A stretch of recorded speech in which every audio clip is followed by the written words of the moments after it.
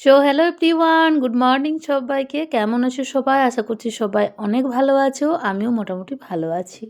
তো দেখতেই পাচ্ছ এখানে পরিমাণ মতো চাল আর ডাল নিয়ে নিয়েছি। প্রায় 250 গ্রাম চাল আর 200 গ্রাম মুগ ডাল। বাড়িতে সবজি থাকলে কম বেশি আমরা সবাই যারা খিচুড়ি খেতে ভালোবাসি তারা কিন্তু লোভ সামলাতে পারি না। আর শনিবার মানেই হচ্ছে প্রত্যেকটা বাঙালি বাড়িতে, বিশেষ করে শীতকালে খিচুড়ি। গরমকালে যদিও কিছুদিন বাদ যায়, প্রত্যেক শনিবারে শীতকালে তো খিচুড়ি হতেই হবে। সেই জন্য দেখো আমিও কিন্তু আজকে একটু খিচুড়ি বানাবো বলে ডাল আর চালটা ধুয়ে একটু ভিজতে দিলাম। যতক্ষণে সবজিগুলো কাটাকাটি করব ততক্ষণে কিন্তু আমার ডাল চালটা একটু ভিজে যাবে, তাহলে কিন্তু খিচুড়িটা সেদ্ধ হতে একটু কম টাইম লাগবে। যেহেতু চালটা সেদ্ধ হতে টাইম লাগে সেই জন্য। তারপর দেখো এদিকে চলে যাব হচ্ছে সবজিগুলো কাটাকাটি করতে।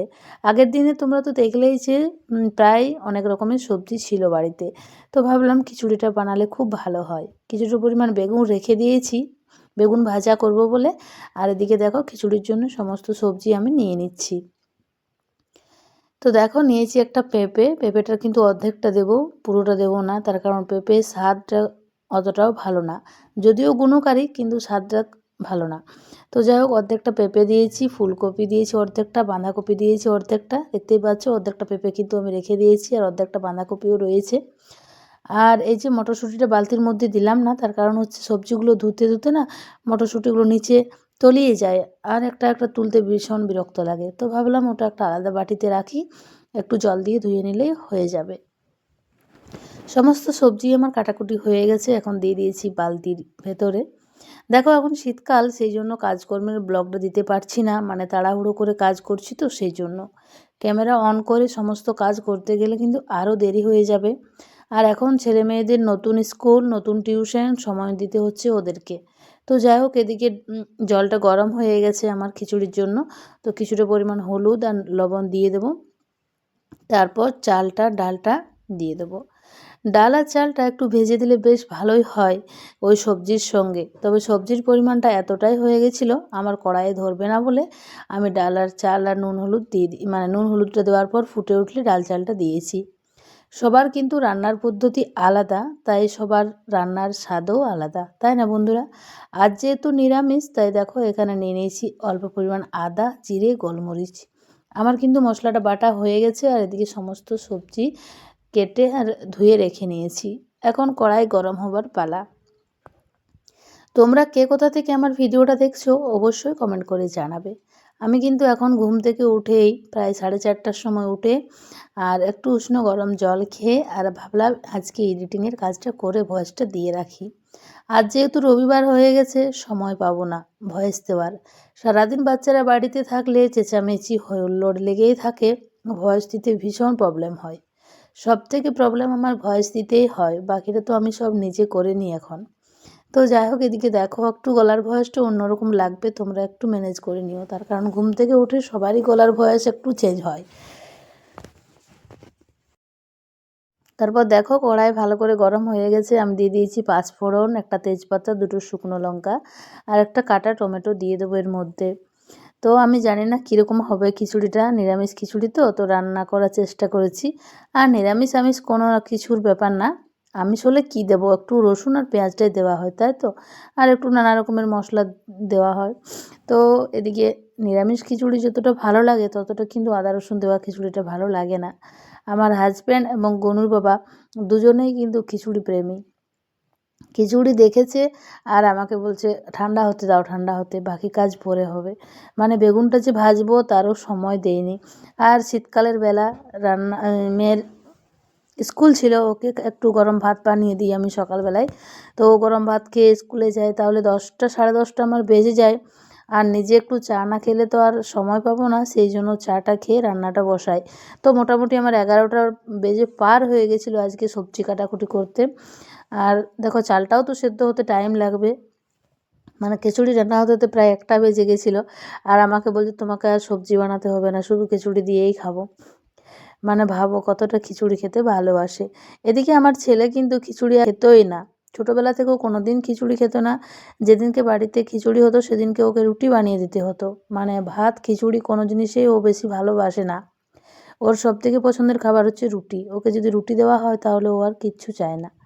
তো যাই হোক, ও বলছে, মা এখন তো আমি একটু বড় হয়েছি, ঠিক আছে তোমাকে রুটি বানাতে হবে না, আমি খিচুড়ি খাবো। মানে এখন বুঝতে শিখেছে যে মা খিচুড়ি বানাবে আবার রুটি বানাবে, ঝামেলার ব্যাপার আছে, তাহলে অল্প পরিমাণ আমি খিচুড়ি খেয়ে নেব। আর ছোটোবেলাতে কোনো মতে খাওয়াতে পারতাম না। কোথাও যদি নেমন্তন্ন থাকতো খিচুড়ি খাওয়ার, তাহলে ও ব্যাগে করে রুটি নিয়ে যেত, এমন অবস্থা ছিল। তো যাই হোক, এদিকে দেখো মশলাটা আমার ভালো করে ভাজানো হয়ে গেছে, তেল ছেড়ে গেছে। এখন সবজিগুলো দিতেই আমার ভীষণ ভয় লাগছে, মানে এতটা পরিমাণ সবজি হয়ে গেছে, কড়াইয়ের থেকে বার হয়ে যাচ্ছে, নাড়বো ছাড়বো কীভাবে। তো কিছুক্ষণ থেমে থেমে সবজিটা দিয়েছি। আর তারপর দেখো সমস্ত সবজি হালকা নাড়াচাড়া করে আর হচ্ছে একটু ঢাকা চাপা দিয়ে দিলেই কিন্তু জলটা বেরোলেই সবজির পরিমাণটা কমে যাবে। এই মুহূর্তে তোমরা কমেন্ট করে ফেলো তো কে কোথা থেকে আমার ভিডিওটা দেখছো। যদি তোমাদের কোথাও এতটুকু ভালো লেগে থাকে তাহলে অবশ্যই চ্যানেলটা লাইক কমেন্ট করে যেও। দেখো, আমি একজন সাধারণ গৃহবধূ, আর আমার দৈনন্দিন কাজকর্ম, রান্নাবান্না এগুলোই আমি ভিডিওর মধ্যে প্রেজেন্ট করি। আমার ভিডিওর মধ্যে বাইরের কোনো লোকেশন থাকে না বলে কেউ ভিডিও দেখতে ভালোবাসে না। দেখো, স্বামী সন্তান ছেড়ে বাইরে যাওয়াটাও তো সবার পক্ষে সম্ভব হয় না। যাদের বাড়িতে দেখার লোকজন থাকে তারা হয়তো বাইরে গিয়ে ভিডিও বানাতে পারে। আমারও ইচ্ছে ছিল যে বাইরে গিয়ে একটু ভিডিও বানাবো। তা বাইরে গিয়ে কী আর বানাবো বলো, প্রত্যেক দিনের কাজকর্মটাই আমার বেশি ভালো লাগলো, তাই সেটাই আমি চয়েস করেছি যে একটু একটু করে তোমাদের সঙ্গে আমার ডেইলি লাইফ রুটিনটা শেয়ার করব। তো এই ঠান্ডাটা কেটে যাক, তারপর যদি পারি কাজকর্মগুলো তুলে ধরবো।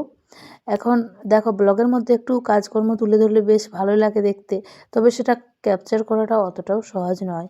আমরা এই শীতকালে সবাই চাই যে যত তাড়াতাড়ি পারি একটু কাজকর্মগুলো করে নিই। এদিকে দেখো, আমি কিন্তু একটু ঘি দিয়ে ছক দিয়ে দিচ্ছি।